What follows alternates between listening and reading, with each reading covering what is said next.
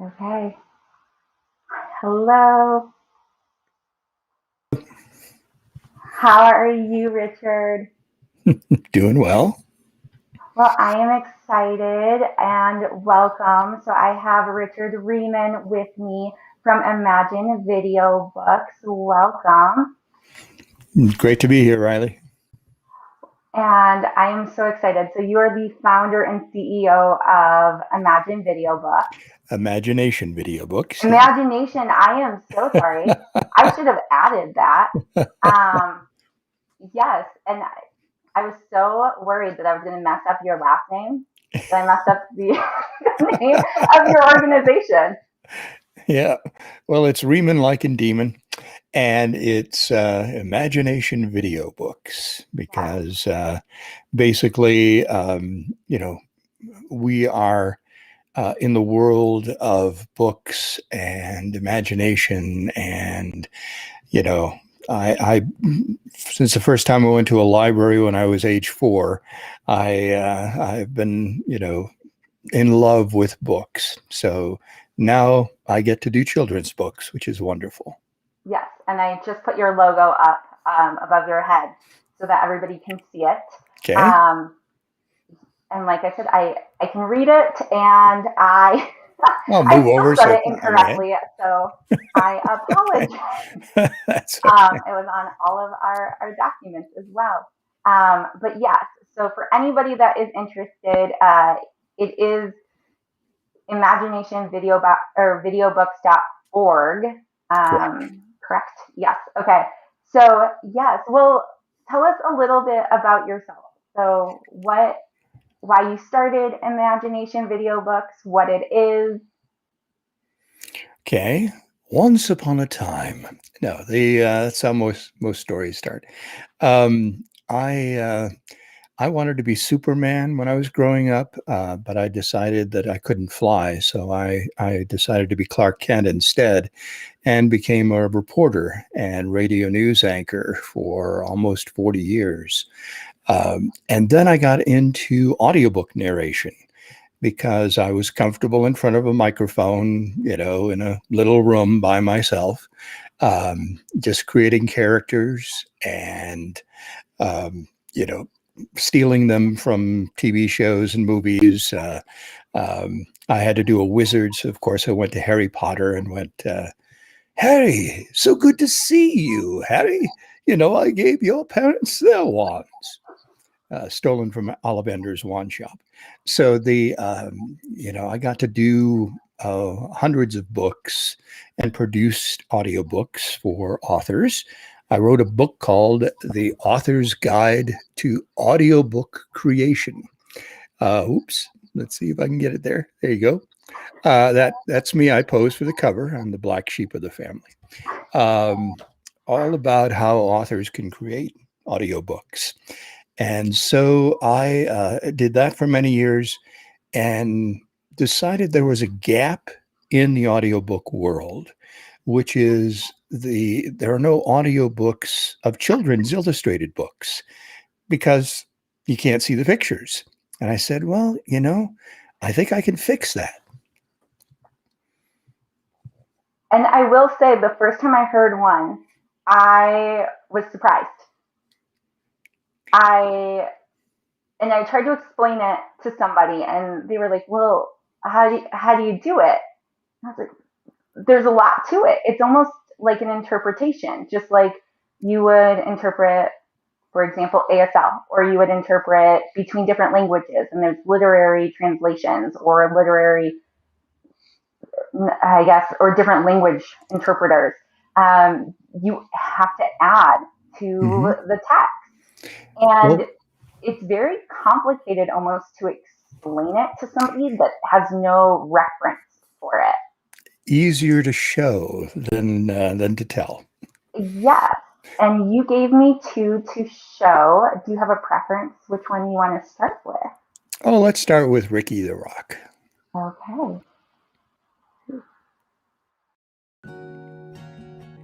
Except for poor Ricky, who quietly sat. You see, Rick couldn't roll because one side was flat. As Ebert tumbles down the hill, he frowns and says, "What part of this is supposed to be fun?" The others laugh as they roll down behind him. Ricky sits nearby with the ladybug and watches.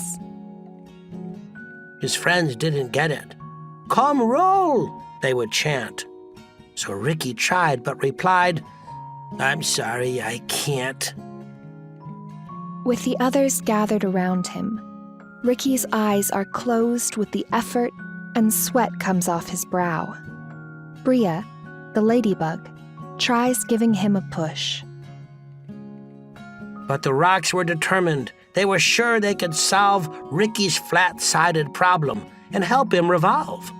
So Marvin the boulder, with his impressive physique, carried Rick all the way to the hill's grassy peak. Then he pushed him downhill, yelling, "Keep rolling, kid!" But Rick didn't roll. He just kinda slid. As Ricky speedily slides down the steep hill, he says, "This feels like a bad idea."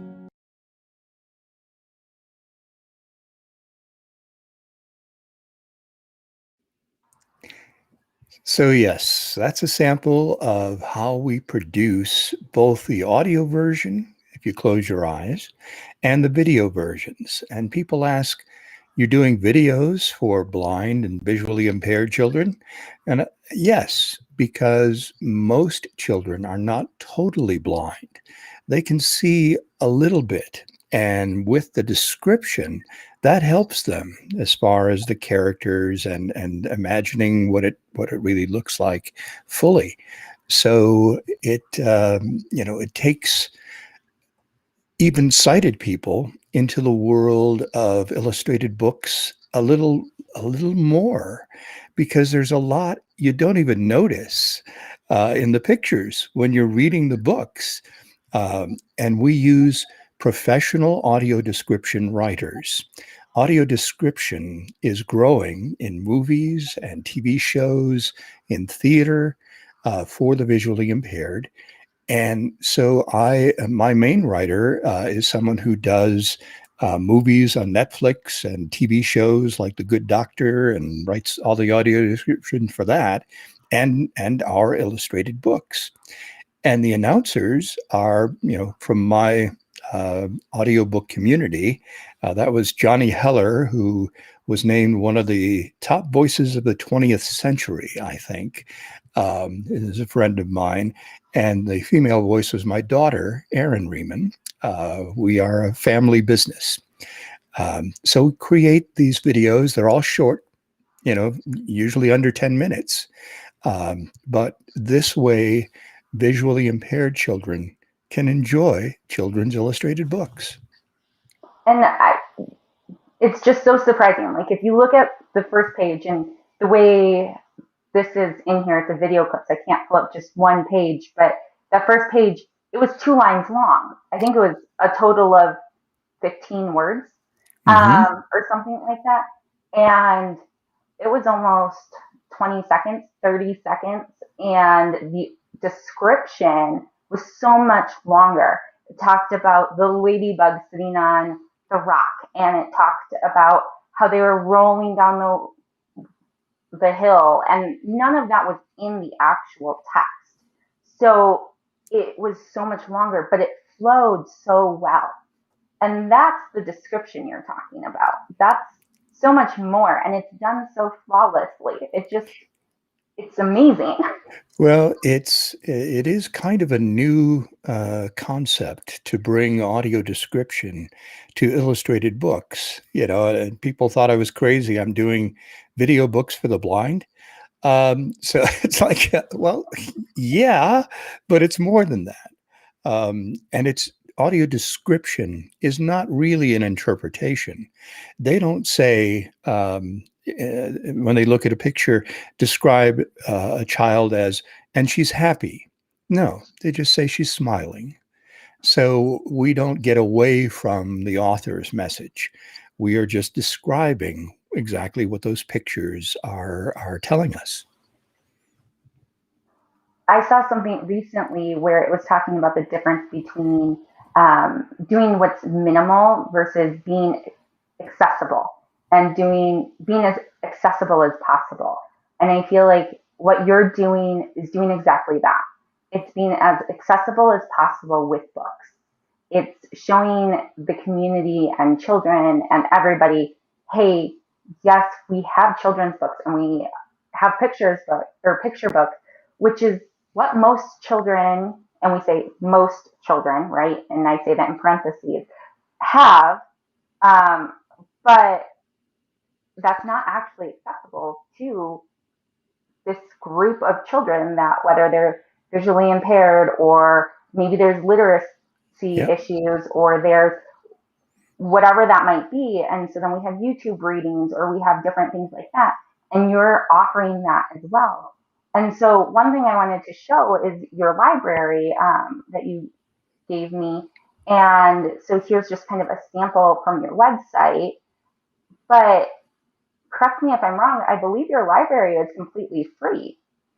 It is. It's at the Described and Captioned Media Program, dcmp.org. And we offer the books through them. They actually add the captions and also some ASL translation, which we'll talk about. But it's completely free. You have to register on the site. It's a private audience, but it is for blind and deaf children, parents, and educators.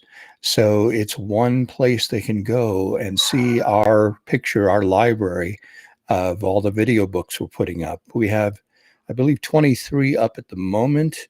We have 70 more in production that will be out certainly by the end of the year. So we're growing fast. It's so many books, and it's amazing that you're doing that. Is there anything like this, or has there been anything like this, or even attempted prior? Well, of course, illustrated books have been made into animated cartoons for a long time. Okay. And what we've noticed is that, of course, that's expensive to do and usually out of the reach of most, especially self-published, independently published authors. Um, but with visually impaired children, animation is a distraction. They can't follow it. So having these static pictures for them actually helps. So we're doing things a little bit differently. And instead of just reading the story out loud, like a lot of people are doing now on YouTube, we are making it a full experience. That's amazing. It really is. So just in that, this is just something about me, and the reason why I do this is I am disabled, and so I have an invisible disability. I am chronically ill. I am very Mhm. much so disabled. You wouldn't be able to tell just talking to me right now. Um, and that's why I'm so passionate about this and why my books focus on disabilities. And so finding people and individuals and organizations that focus on disabilities and advocacy for disabilities is very important to me. And so I love your mission and I love everything you're doing and the accessibility of that, because there are a lot of organizations that do, for example, service dog training, and I love a lot of different service dog organizations. And there are some that do very specific things, but yours is about accessibility, and it's so specific but so broad at the same time, and it's just there's nothing like it. And so I've been talking to some different handlers and some different organizations, and I was just like, you have to Yeah. hear about this organization. And really, we started with accessibility for blind and visually impaired children and dyslexic and other early learning disabilities. But we didn't want to leave out the deaf and hard of hearing community. So if you just show the clip of Wilhelmina's wish, how we're now reaching out to the hearing impaired community too. Yes, of course.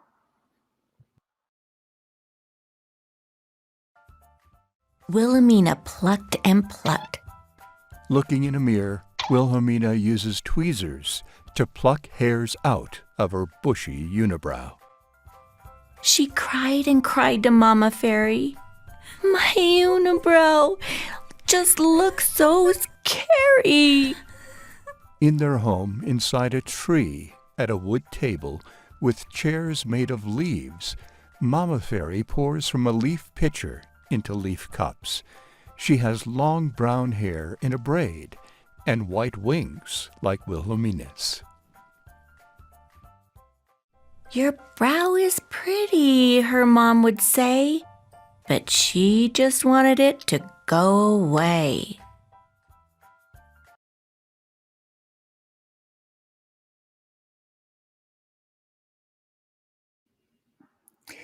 So yes, the board of Imagination Videobooks has decided that all the videos we do should have simultaneous ASL, so that we can appeal to, make it fully accessible to both the blind and deaf communities. That's amazing. And I see we've got some people who are in chat. Oh, yes, I'm on the graphics page, so I am not even. I apologize. Hi, Ardro. We're doing her Bentley, the Hippo series. Yes. So that's very exciting. And Anastasia, thank you. Yes, we do believe that this is a brand new learning tool. And I appreciate that you appreciate what we're doing. It's all for the kids, and we've got a couple other things planned beyond the videos at dcmp.org. We will be doing a Vimeo video channel so that everyone can access it. That's not going to be free. It'll be a subscription or pay per download stream. But that's coming up. And also an audiobook version that will be available on Audible and in library catalogs and 40 different audiobook distribution platforms. So we call that illustrated audiobooks, and that's going to debut in about 2 weeks. Okay. And so for the people that watch or that are like my followers as well, they happen to be abroad, or a lot of them do. Can they access your sites and your books? So I do have a lot of people that, for example, are in Canada and the UK. So Anastasia, for example, is in the UK. Would they be able to access the subscriptions and access your site? Yes, dcmp.org is totally accessible. So that's no problem if you want to watch the videos there. And Vimeo is like YouTube. It's accessible everywhere. The reason why we're not doing a YouTube children's channel is that it's very, very restrictive as far as, what you can put up there and whether you can ask people to donate and things like that. So we're doing it through Vimeo, which is another streaming service instead. But that'll be available internationally. Perfect. Okay. Yes. So like I said, I do a lot more with service dogs. And so again, service dogs, there's a huge group of them, which people tend to think service dogs typically are guide dogs. When we think of service dogs, there's a huge group that's your go-to is guide dogs. Surprisingly, the go-to people that I talk to are not guide dogs. I think I know one or two, but they are all over the world. So service dogs are not just in the US. So that is something that we were talking about. Yeah, and I'm thrilled that we're able to create Helping Paws as far as your book, to also add it to our video and audio libraries. I think it's a great little story, and I've decided I'm going to narrate that one. So Really? I'll be the puppies. Yes, that was my voice on the other one. So the Wilhelmina's Wish. And so, yeah, it'll be a lot of fun, being a couple of dogs. That is amazing. Something that we are actually looking forward to in the next year is we will be making trading cards of all of the dogs, and opening that to the service dog community. They will be similar to Pokemon cards. It is a thing in the works that we will be announcing, I guess, now. But it is something that we also want to figure out how to make accessible to our visually impaired community, because there will be a deck for a guide dog. So that was something I was going to reach out and see kind of what you possibly thought of and if you had any suggestions or thoughts, because we want them to be accessible. So we thought maybe if there was a card that they could scan and it linked, or something that would make them accessible. But we have no idea yet. The best way to do that would be a link to a video of the cards with audio description. Okay. And, you can basically link to it from anywhere. You could have the QR code on the cards themselves, and to link to where they could see the video. Okay, so possible partnership in the future for unlimited trading cards that are service dog related. Absolutely. Perfect. Well, one thing I don't think I actually asked is why this type of nonprofit? I know we talked about why you got into books and why you got into audiobooks, but what made you decide that I want to help the visually impaired? Why specifically this type of nonprofit? Well, I've been part of the blind community for many, many years. I was a guide for blind skiers, and actually the racing instructor for blind skiers, if you can believe that. Just taking them left, right. It helped my skiing a lot because I couldn't fall and have them go on ahead of me. So I worked with a lot of blind skiers and became, familiar with their service dogs and their lives. I also volunteered as a narrator for Learning Ally, which does books, audiobooks, of like textbooks and things that would normally not be made into audiobooks. And Learning Ally is a nonprofit. And I just, I've reached the point in my career where I went, okay, what can I do as a legacy project? And I thought, okay, let's help blind children at this very critical age of ages 3 to 8, where their early learning is so critical in their lives, to be able to experience illustrated books the way we can. Normally, blind children don't get into audiobooks until they're chapter books, later in life. So this is a way of actually giving them something entertaining, giving them something. We try to have books that are not just entertaining, but also have a message, subtly as possible, about kindness or courage or anti-bullying, that type of thing. So we want to fill that part of the world that currently has a little bit of a gap. We're working with the American Council of the Blind, and we are on their audio description project site as far as another resource for blind children and their families to be able to access our videos. And now we're going out into the hearing impaired community to offer the same thing, where we have captions and the ASL signing. That's awesome. And I think Travis just commented as well that you are doing Ada and the Helpers, which I actually have right here, which I cannot reach because I am short.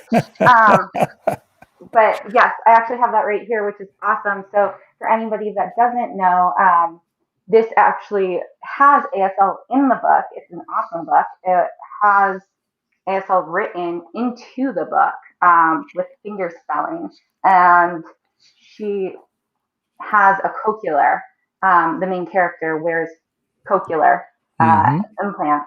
So I can't point and look in the screen, but she has a cochlear, and it's based on his daughter. So a lot of your books actually from independent authors are disability themed as well. So it's you're helping in so many ways in a lot of your books. I mean, not all of them, so that's it doesn't Yeah. have to be, but a lot No. of them also are you do have disability themed books too for kids that can find books about almost about themselves for characters. Yes. Yes. I mean, we have books that deal with autism. We have books that deal with, giraffe in a wheelchair. So the children can kind of see themselves and feel that they're able, not disabled. And we think that's very important for them to see role models as often as possible, and that it's okay if you're a little different. So, yes, a lot of our books deal with different types of disabilities, both visible and invisible. And I know we talked about Bentley earlier, and Bentley actually is blind. He's a hippo who's blind, and all of the characters in that series all have something different. So I believe Jackson, the monkey, just came out, and I was reading that book, and I promise I'm Jackson. We were laughing about it so hard, but Jackson is based off of having ADHD and has to learn to wait in line at the ticket counter. And then I had a conversation on the phone with the author, and I am Jackson. Yeah. Yeah. So we had a And conversation, and that was the conversation. It was me doing this. yeah, So I am Jackson, yeah. but I actually got a preview of that book, and you did amazing on the video or the audio book of that, and I'm very excited to see the entire book when it is done. All of them, you really have. She just laughed at that, but ask her about that phone call. Yeah. But you really have done a phenomenal job on all of that. I know I saw Rosalie on there, and that book is about sensory processing disorder.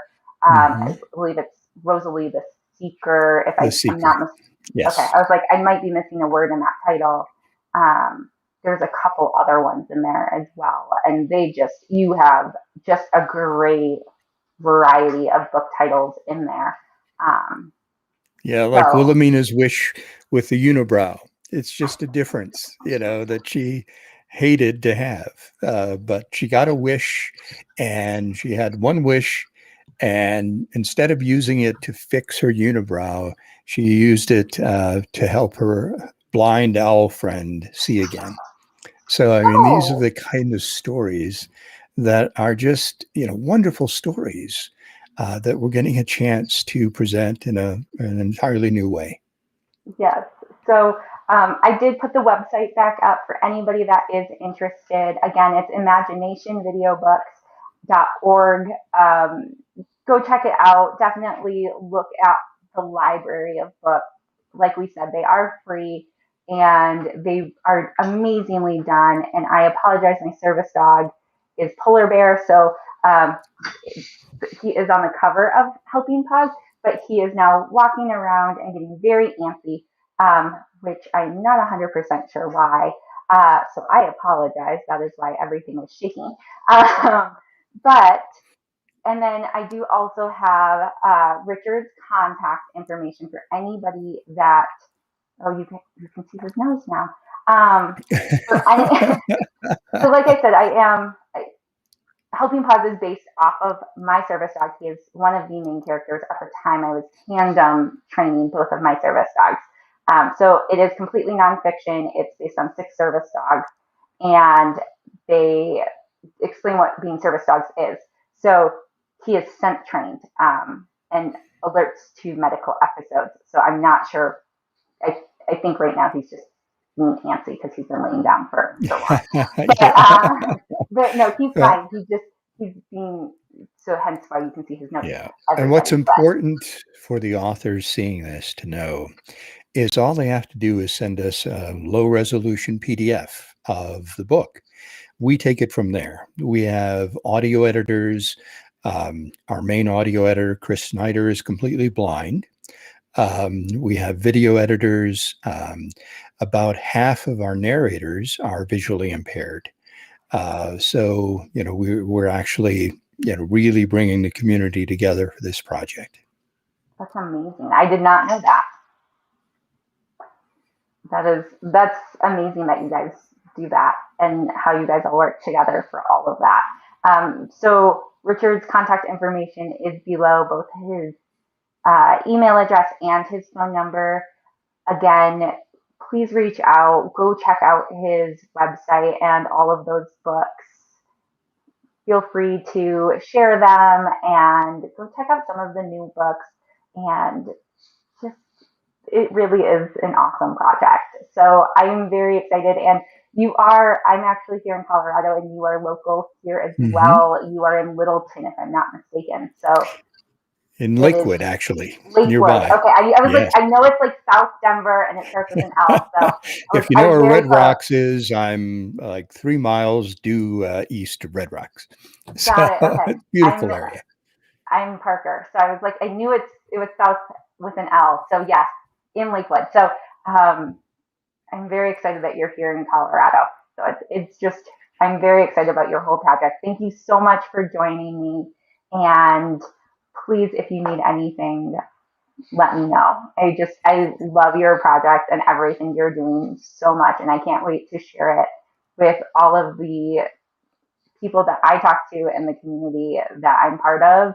And I can't wait to see all of the other books and the new projects that you have coming out. And thank you. Well, thank you, Riley. And let's all work together to change the world a little bit for the better. Yes.